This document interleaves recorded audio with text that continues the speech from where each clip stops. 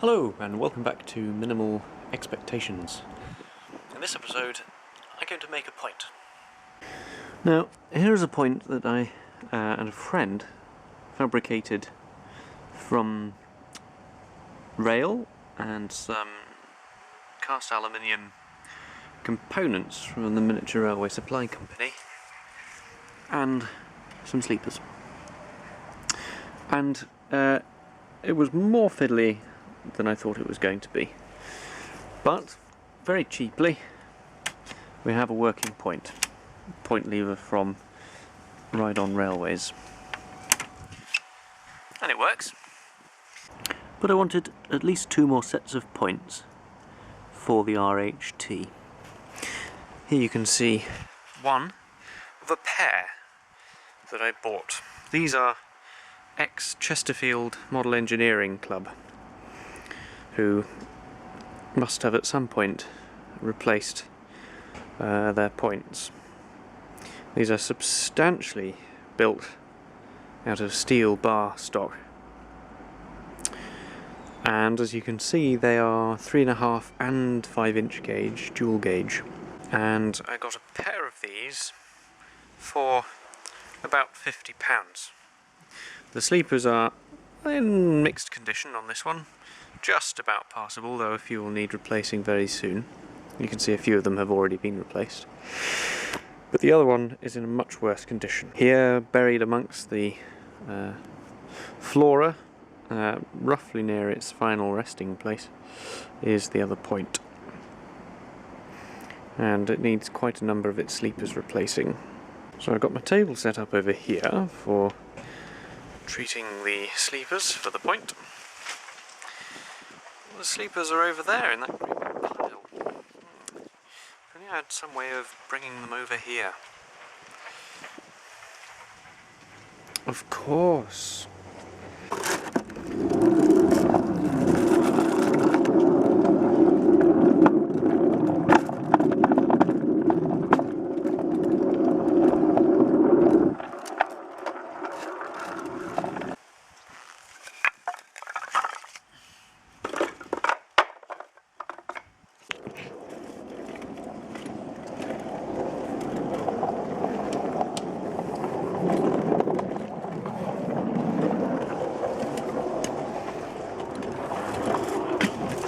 Oops.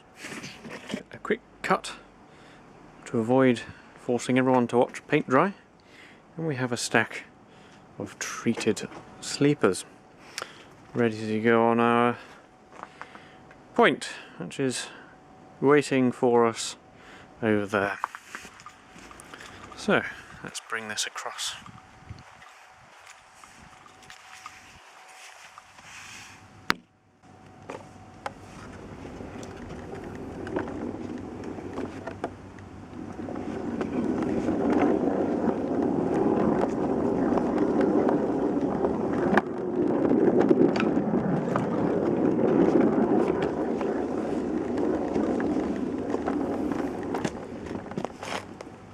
Yeah, it's as easy as that.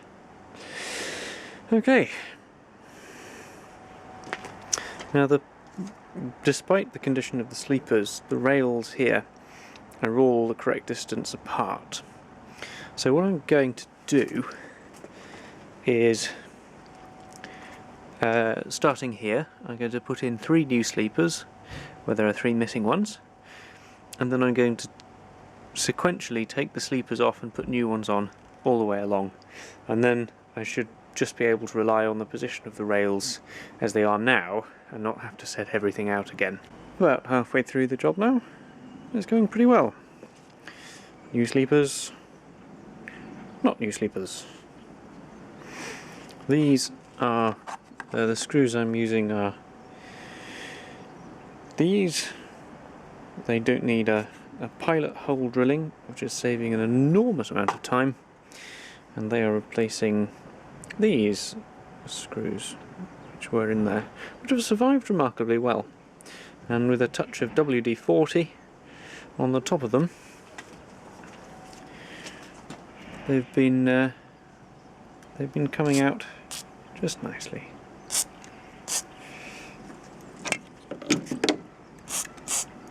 So with a bit of work, the dual gauge, one of the dual gauge points has been re-sleepered. I haven't re-sleepered the two members that will eventually take the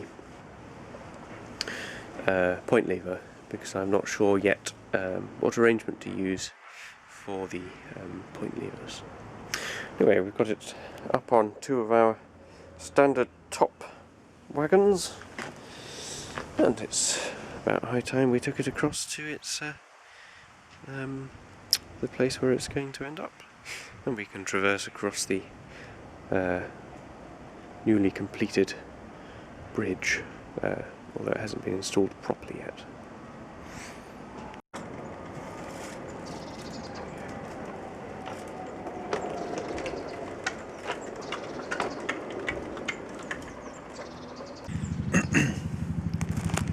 I thought I should just go through how I go about joining this 16mm extruded aluminium flat bottom rail section to this, which is just steel, plain steel bar, which is what the points have been constructed from.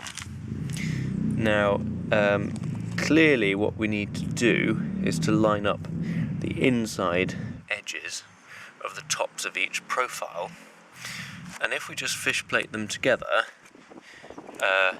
we're going to have, ignoring the fact that this piece of track is massively out of gauge at the end, if we concentrate over, well, we'll concentrate over here, it's closer.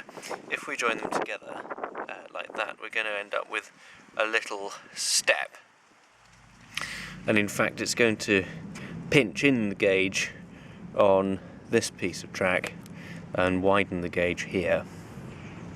So what we need to do is to put in a spacer on the inside of the web on this side, so that the fish plates, when they're tightened up, make sure that the inside edges are collinear. The fish plates I'm using are these heavy-duty fish plate sets from the Miniature Railway Supply Company. I can't recommend them highly enough. They cost a little bit more than the lighter duty fish plates, but they come with these wonderful shouldered bolts, and the shoulders fit into the oval cutouts in the fish plates, and that means that you can do them up using only a spanner. So I have a little spanner, and it really makes it a lot easier. They come with little M4 nylocks, which hold everything together nice and tightly. I have used other fish plates in the past to give you a comparison. This is some other fish plates which are available. These are laser cut, and they come with M3 nuts and bolts, and these will always come undone unless you put a lock nut on them, and they're just not very strong by comparison. You can see that this is two fish plates here together, and they're just not as heavy duty as the name might suggest. So I really would recommend using these heavy duty ones, but we can't just use them straight away like that for this particular joint. Anywhere else that would be fine. What I've done is I've cut up some of my other stock of fish plates to make some little spacers, and these happen to be just the right width to joggle the track over. So the spacer goes inside the web. That's why I use the old fish plates for that, of the lighter duty kind. Those go inside the web, then we can pop our fish plate over the top like that, and I'll get my finger out of the way so you can see. Let me get a I just use a plain fish plate on the other side and bend it a bit. That side's not quite as elegant as the inside, and we can do them up like this. So then we're clamping down onto the top of that other fish plate that's now trapped, that other bit of fish plate that's now trapped between the web of the rail and the inner fish plate. Now the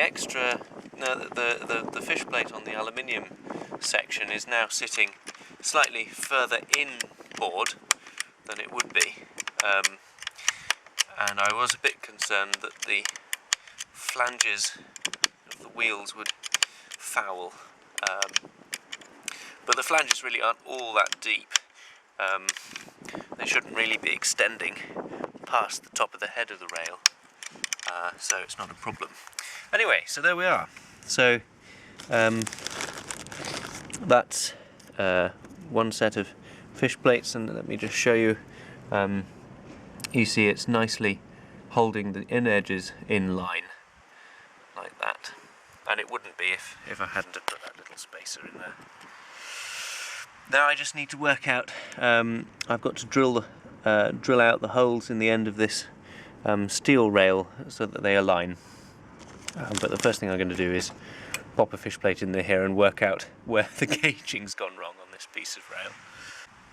As it turns out, the gauge issue is a mixture. This one's slightly wide, that one has gone slightly narrow. You can see that this has been bent inwards at some point, possibly in transit. So I need to work out a way of making that closer to gauge. I suspect that Mr. Hammer will be employed in this case.